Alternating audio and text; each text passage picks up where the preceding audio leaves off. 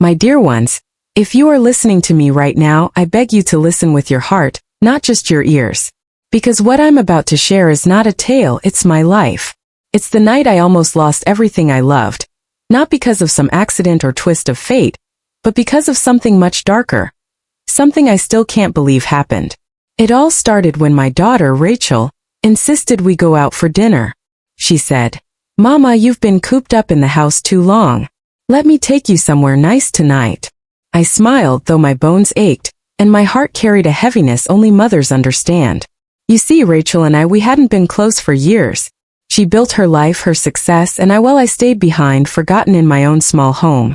But that night, she held my hand and said she wanted to make it up to me. We walked into that restaurant like strangers trying to look like family.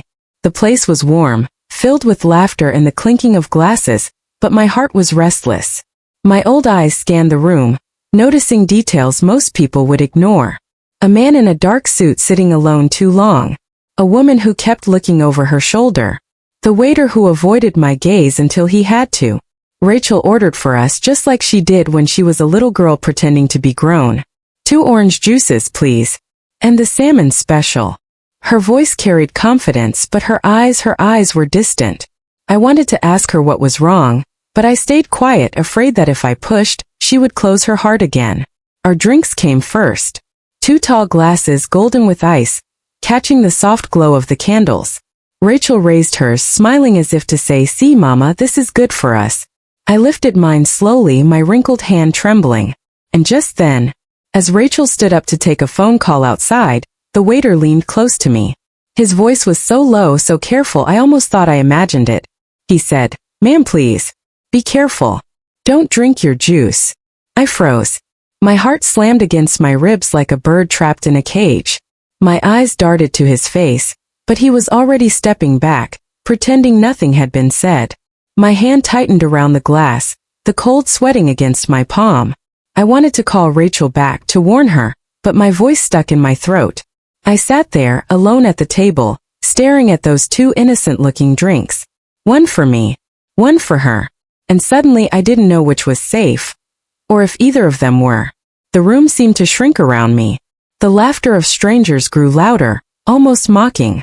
My fingers shook so badly I had to put the glass down. I thought, dear God, what have we walked into?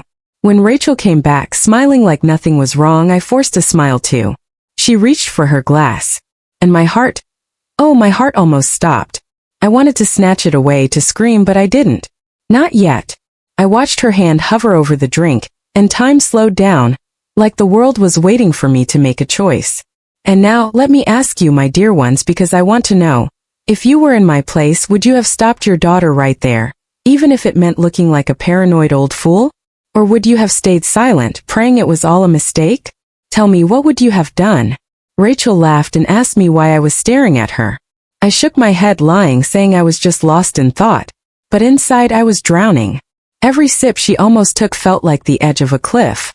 I couldn't taste my food, couldn't follow her stories.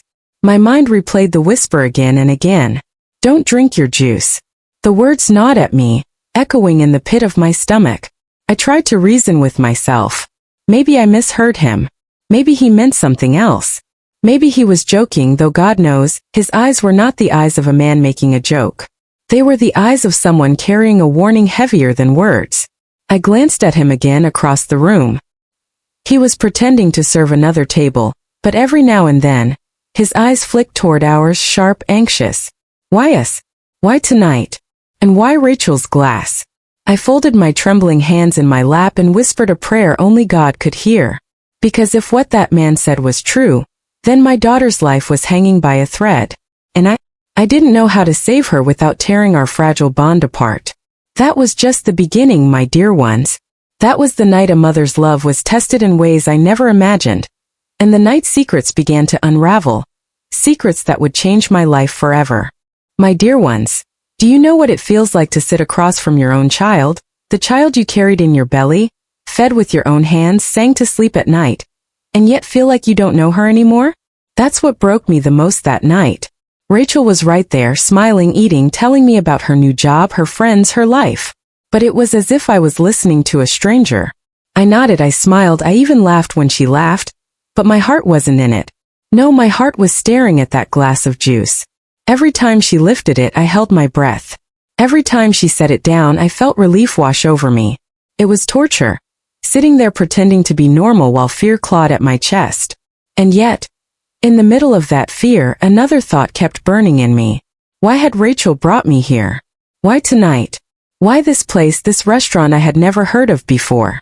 She said she wanted to make things right, but part of me wondered, had I been wrong to trust her so easily? Oh, don't think I didn't love my daughter. I loved her more than my own life. But love doesn't erase the cracks time and choices carve into a family.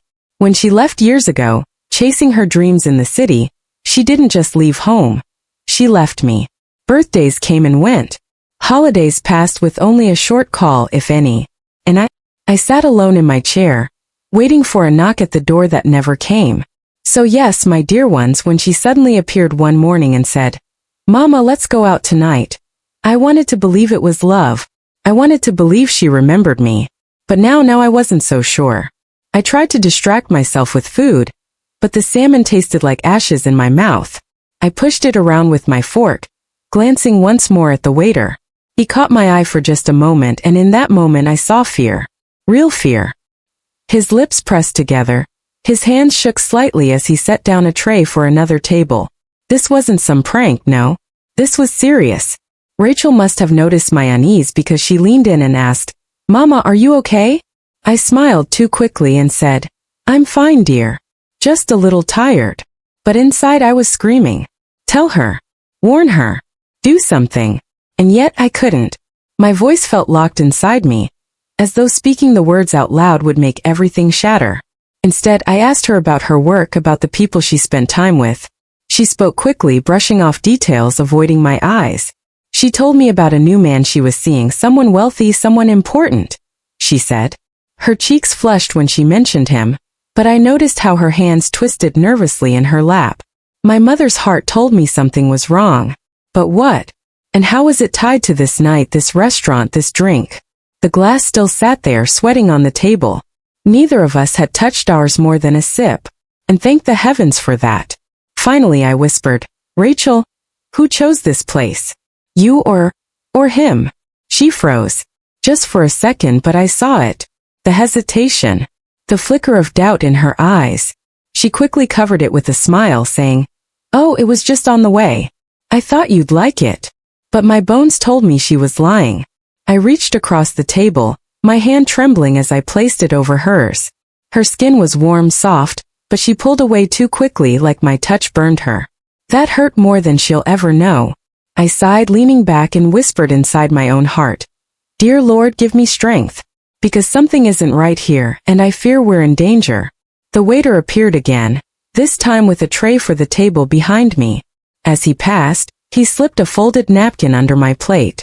My hands trembled as I slid it closer, my heart racing. I waited until Rachel looked away, then unfolded it beneath the tablecloth. The words were scribbled in hurried pen strokes, but clear enough. Don't trust her. Don't drink. Leave quietly. My breath caught in my throat. My vision blurred with tears. Don't trust her? Did he mean Rachel? My Rachel? No, it couldn't be. This was my daughter. My only child. My flesh, my blood. Whatever mistakes she made, however far she had strayed from me, she was still my baby. How could I not trust her? And yet, his words echoed what my heart had feared all along. Rachel smiled at me, unaware of the storm raging in my chest. She lifted her glass again, and this time I couldn't stop myself. My hand shot out, gripping her wrist. "Mama!" she gasped, startled, her eyes flashing with anger and confusion. I shook my head, whispering harshly, "Don't drink it." She stared at me, stunned, her lips parting as though she wanted to protest. But then something shifted in her eyes. A flicker of fear. A shadow of guilt. And in that moment I knew. She wasn't as innocent as she pretended to be. My dear ones, I wish I could tell you that was the end of it, that the danger passed once I stopped her hand. But no. That night was only beginning. And the truth I would uncover before it was over would break my heart in ways I never thought possible. My dear ones, when I held my daughter's wrist that night, I thought she would laugh, brush me off, call me paranoid. But she didn't. No. Her eyes widened with something far heavier than amusement. It was fear. Why would you say that, Mama? She whispered, her voice trembling just enough for me to hear. My throat tightened. Should I tell her about the waiter? About the note under my plate? Or should I pretend it was just a mother's instinct? My hand shook as I released her, and she pulled her arm back, hiding it beneath the table as if my touch had burned her. I leaned forward, my voice low. Rachel, please don't drink the juice. Just trust me. Her lips pressed together, her eyes darting toward the waiter across the room. She knew. She knew. And that was when my heart began to crumble.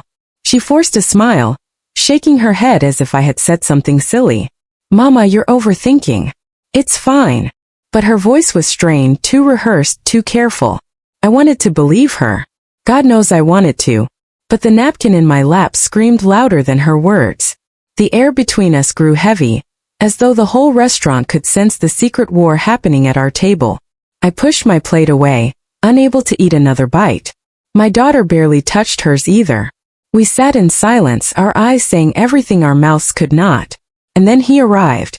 A man in a dark gray suit, tall, polished, with eyes as cold as winter steel. He walked straight to our table, his hand resting briefly on Rachel's shoulder. She stiffened under his touch, forcing a smile that didn't reach her eyes.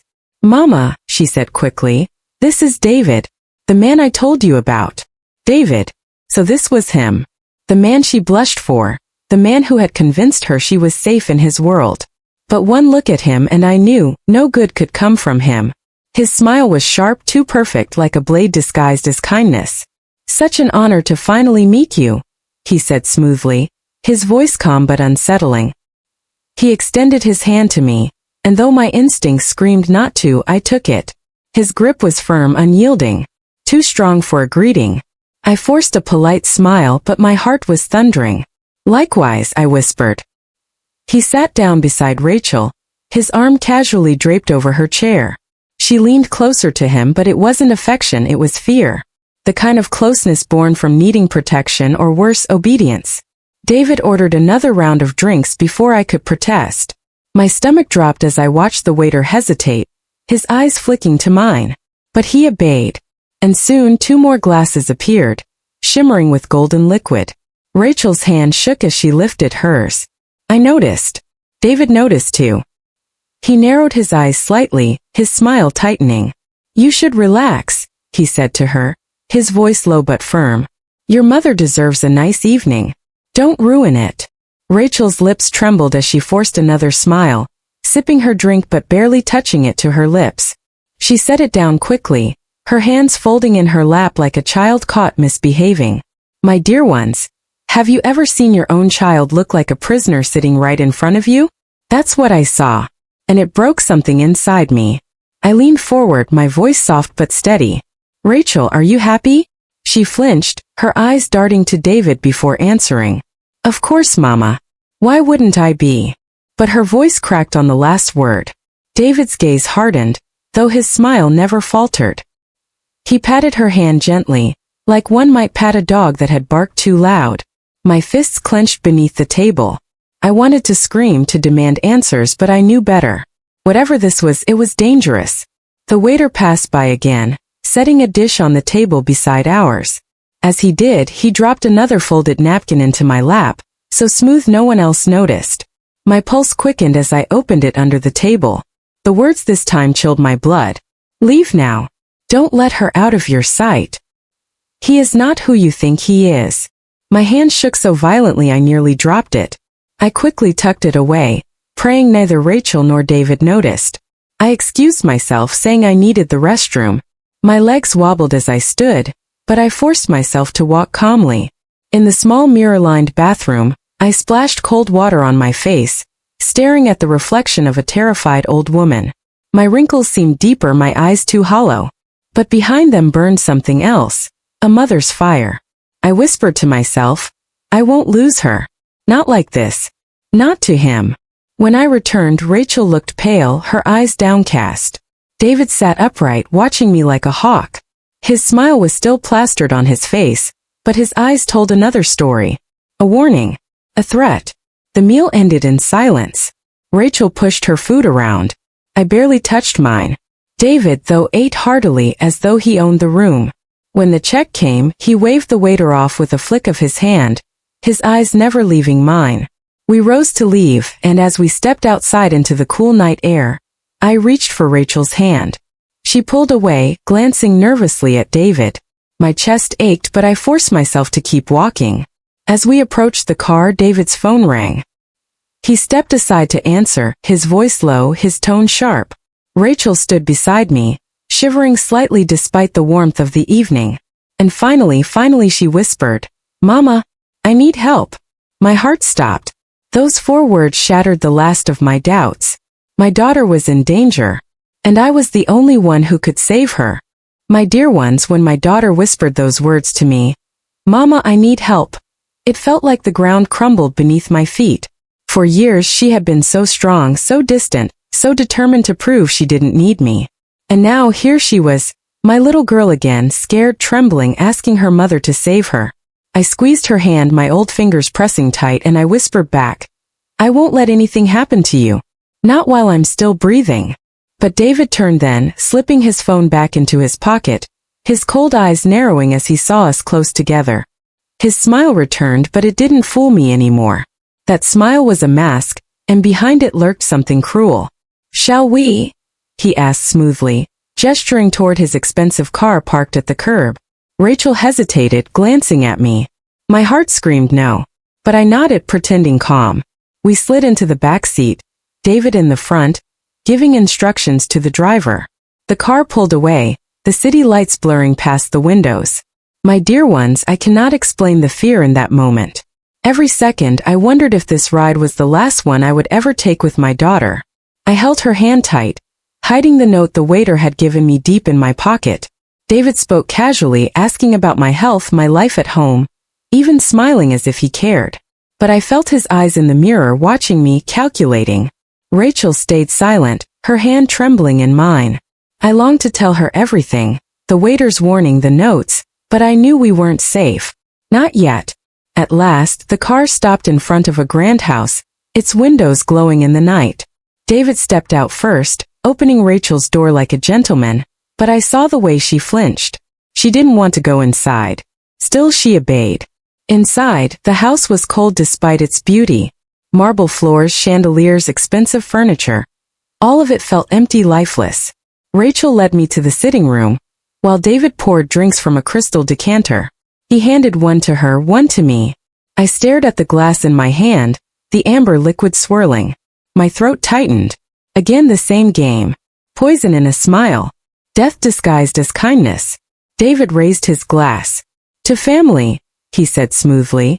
Rachel's hand shook as she lifted hers. I couldn't take it anymore. I slammed my glass down on the table, the sound echoing through the room. "No," I said firmly, my voice louder than it had been all night. "No more games." David's smile faltered for the first time. "Games, ma'am," he said coldly. I turned to Rachel, my heart pounding. "Baby, please tell me the truth. What has he done to you?" Tears welled in her eyes. She opened her mouth, but before she could speak, David's voice cut through the room like a blade. "Enough." The air grew thick with tension. His mask was slipping now, his patience gone. He stepped closer, towering over me, his eyes burning with anger. And then my brave little girl did something I'll never forget. She stood between us. Her voice shook, but her words were clear. "Stop it, David. I can't do this anymore." His jaw clenched. "Rachel." "No," she cried, tears streaming down her face. "You've controlled me long enough. You've threatened me, manipulated me, made me feel like I was trapped. But not tonight. Not in front of my mother." For a moment, silence. His face hardened, his fists clenched.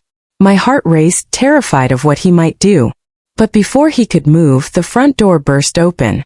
It was the waiter. 2 police officers followed behind him, their guns drawn. "Step back," one shouted. David froze, his eyes darting around like a cornered animal. Rachel collapsed into my arms, sobbing. The officers rushed forward, restraining him as he spat curses, his polished mask finally torn away to reveal the monster beneath. They dragged him out of the house, his shouts echoing until the door slammed shut. The waiter, breathless but steady, approached us. Are you all right? He asked. I clutched Rachel tight, my tears soaking her hair. Yes, thanks to you. But please tell me, how did you know? He knelt beside me, his face grim. I've seen him before. He's done this to others. Brings women here, isolates them, poisons anyone who gets too close. I couldn't stand by and let it happen again. Rachel sobbed harder, burying her face against my shoulder. My poor girl. She had been living in a nightmare and I never even knew. I stroked her hair, whispering, "It's over now, baby. You're safe. You're home." That night, I brought her back to my little house. She curled up on the couch like she used to when she was a child, and for the first time in years I saw her sleep peacefully. As I sat watching her, I thought about everything. About how love can blind us, how silence can endanger us, how sometimes even a mother can miss the signs until it's almost too late. But most of all, I thought about how far a mother will go to protect her child. My dear ones, if you take anything from my story tonight, let it be this. Never ignore that quiet voice inside you, the one that warns you when something isn't right. It may just save someone you love. And tell me, what would you have done in my place? Would you have believed the stranger's warning? Or would you have trusted the one you love, even when your heart told you something was wrong? Because sometimes the hardest truth is this. Love alone is not enough. You need courage too. And that night, courage saved my daughter's life.